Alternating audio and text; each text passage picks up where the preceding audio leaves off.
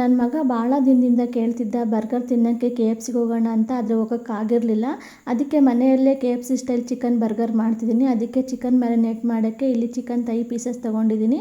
ಇದಕ್ಕೆ ಕಾಯಿಸಿ ತಣ್ಣಗಾಗಿರುವ ಹಾಲು, ಖಾರದ ಪುಡಿ, pepper powder, chilli flakes, chilli sauce, ಶುಂಠಿ ಬೆಳ್ಳುಳ್ಳಿ ಪೇಸ್ಟು, ಉಪ್ಪು ಮತ್ತು ನಿಂಬೆ ರಸ ಸೇರಿಸಿ ಚೆನ್ನಾಗಿ ಮಿಕ್ಸ್ ಮಾಡಿ 2 ಗಂಟೆ ಬಿಡಬೇಕು.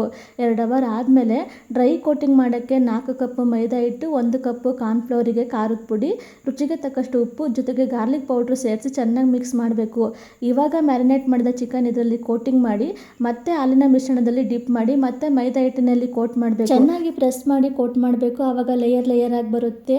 ಇವಾಗ ಇದರಲ್ಲಿರುವ ಹಿಟ್ಟನ್ನೆಲ್ಲ ತೆಗೆದು ಕಾದ ಎಣ್ಣೆಯಲ್ಲಿ ಹಾಕಿ 2 ಸೈಡು ಈ ರೀತಿ ಕಲರ್ ಚೇಂಜ್ ಆಗೋವರೆಗೂ ಡೀಪ್ ಫ್ರೈ ಮಾಡಿ ತೆಗಿಬೇಕು. ಇವಾಗ ಒಂದು ಪ್ಯಾನಿಗೆ ಎಣ್ಣೆ ಹಾಕಿ ಬನ್ಸ್ಗಳನ್ನ 2 ಸೈಡ್ ಈ ರೀತಿಯಾಗಿ ಬಿಸಿ ಮಾಡಬೇಕು.